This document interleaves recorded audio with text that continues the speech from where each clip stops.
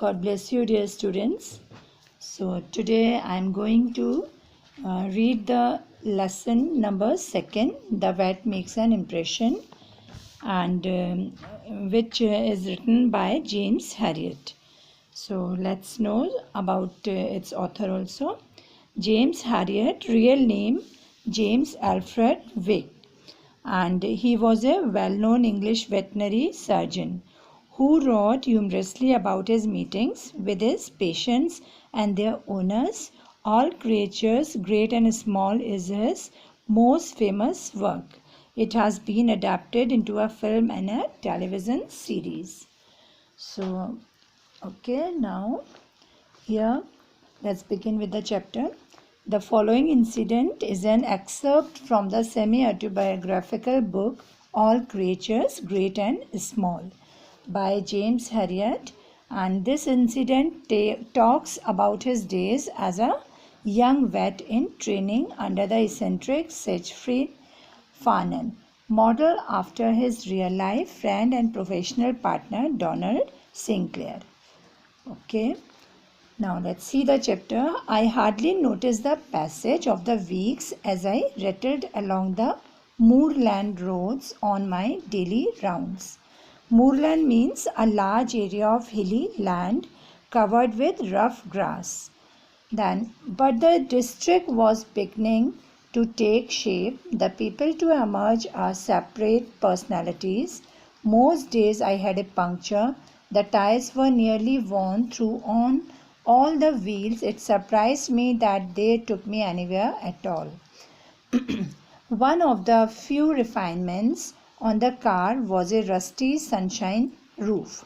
Refinements means here special features of the car. Then it grated dismally when I slid it back, but most of the time I kept it open and the windows too, and I drove with the delicious air swirling about me. So grated dismally means made a very unpleasant scraping sound, and swirling means wind blowing all around someone. On wet days I didn't help much to close the roof because the rain dripped through the joints and formed pools on my lap and the passenger seat. I developed great skill in zigzagging round puddles. To drive through was a mistake, as the muddy water fountained up through the gaps in the floorboards. But it was a fine summer, and long days in the open gave me a tan which rivaled the farmers. Rival means competed with. Even mending a picture was no punishment on the high unfenced roads, with the wheeling curlews for company and the wind bringing the scents of flowers and trees up from the valleys, and I could find other excuses to get out and sit on the crisp grass and look out over the airy roof of Yorkshire, and it was like taking time out of life, time to get things into perspective and assess my progress. Here, to get things into perspective means to think about situations or problems in a reasonable, fair manner, often in comparison with other situations or problems. Everything was so different that it confused me. This countryside, after years of city streets, the sense of release from exams and study, the job with its daily challenge, and then there was my boss, Siegfried Farnan, charged round the practice with fierce energy from dawn till dark, and I often wondered what drove him on. It wasn't money, because he treated it with little respect. When the bills were paid, the cash went into a pot. He grabbed handfuls when he wanted it. I never saw him take out a wallet, but his pockets bulged with loose silver and balled up notes. When he pulled out a thermometer, they flew around him in a cloud. After a week or two of headlong rush, he would disappear, maybe for the evening, maybe overnight, and often without saying where he was going. Headlong means rash, or careless. Then he dashed off the list of calls each morning with such speed that I was quite often sent hurrying off to the wrong farm or to do the wrong thing. When I told him later of my embarrassment, he would laugh heartily. There was one time when he got involved himself. I had just taken a call from a Mr. Heaton of Bronsett about doing a PM on a dead sheep. Here PM it means short form post mortem and means a procedure to determine the cause of death. I would like you to come with me, James, Sagefried said. Things are quiet this morning, and I believe they taught you a pretty good post-mortem procedure. I want to see you in action. We drove into the village of Bronsett, and Sagefried swung the car left into a gated lane. Where are you going? I said. Heaton's is at the other end of the village. But you said Seaton's. No, I assure you. Look, James, I was right by you when you were talking to the man. I distinctly heard you say the name. I opened my mouth to argue further, but the car was steering down the lane and Sagefried's jaw was jerking. I decided to let him find out for himself. We arrived outside the farmhouse with a screaming of brakes. Sagefried had left his seat and was rummaging in the boot before the car had stopped shuddering. Okay, so here rummaging means searching, and just was jutting means that he was upset, and after that, Hal, he shouted, no post-mortem knife. Never mind, I will borrow something from the house. He slammed down the lid and busted over to the door. Slammed means to shut very loudly with great force, and busted means to move in a busy or noisy way.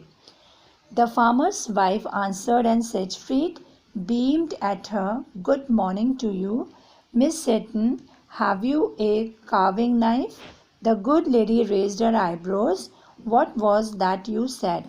A carving knife, Mrs. Seton, a carving knife, and a good sharp one, please. You want a carving knife?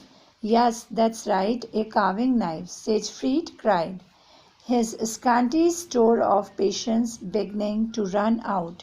And I wonder if you would mind hurrying. I haven't much time. Scanty means limited. The bewildered woman withdrew to the kitchen, and I could hear whispering and muttering. Bewildered means confused. Children's hats peeped out at intervals to get a quick look at Sagefried stamping irritably on the step. After some delay, one of the daughters advanced timidly, holding out a long, dangerous-looking knife. Sagefried snatched it from her hand and ran his thumb up and down the edge. This is no damn good, he shouted in exasperation. Don't you understand? I want something really sharp. Fetch me a steel. Exasperation means the feeling of being annoyed or irritation. And here, fetch me a steel. Steel means here a rod of roughened steel on which knives are sharpened. The girl fled back into the kitchen, and there was a low rumble of voices. It was some minutes before another young girl was pushed round the door. She inched her way up to Sagefried, gave him the steel at arm's length, and dashed back to safety. Sagefried prided himself on his skill at sharpening a knife. It was something he enjoyed doing. As he honed the knife on the steel, he warmed to his work and finally burst into song. There was no sound from the kitchen, only the ring of steel on steel backed by the tuneless singing. There were silent intervals when he tested the edge carefully. Then the noise would start again. When he had completed the job to his satisfaction, he peered inside the door. "Where is your husband?" he called. There was no reply, so he strode into the kitchen, waving the gleaming blade in front of him. I followed him and saw Mrs. Seaton and her daughters cowering in the far corner, staring at Siegfried with large frightened eyes. He made a sweeping gesture at them with the knife. Here, cowering means trembling, and a sweeping gesture means a long, quick, curving movement.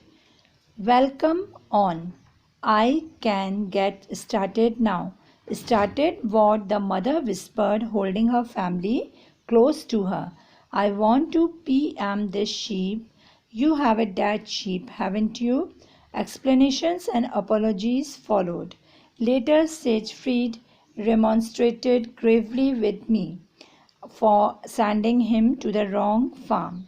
"You will have to be a bit more careful in future, James," he said seriously. "Creates a very bad impression, that sort of thing." Okay, so now let's discuss something about this chapter. Harriet discusses thought on his new job and experience that is vastly different from his time as a student. The place, the people, and the work itself often cause him to pause and wonder about the direction his life is taking, assess his progress. And his boss in particular causes him to often pause and wonder about why he continues to work under him. And Farnan is an eccentric with what can be perceived as a stubborn, surely about his manner that causes Harriet repeated embarrassment. And in this anecdote, Harriet describes a visit to a farm to perform a post-mortem on a dead sheep. Anecdote means a short, interesting story about a real person or event. Now, seeming to want to learn new techniques from Harriet, Farnan accompanies Harriet on the call to the farm, and except he decides that Harriet is mistaken about the name Seaton, not Heaton, and Harriet wrote down and proceeds to thoroughly frighten the farmer's wife and family by holding a knife at them and shouting about a dead sheep. When the mistake is uncovered, Farner speaks in an angry way to Harriet and asks him to be more careful while taking down information in future and to avoid making a bad impression.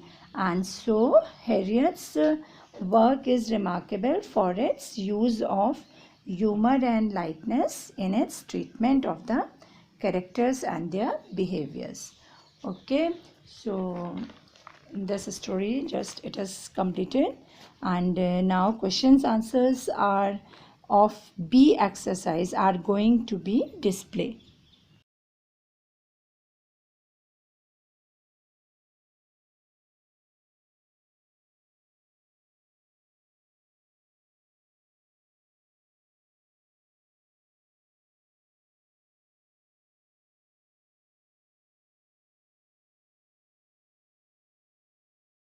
So now note down these question answers in your notebook, and later you will also get the unit test chapters questions as a homework part on St. Thomas app in the homework assignment section.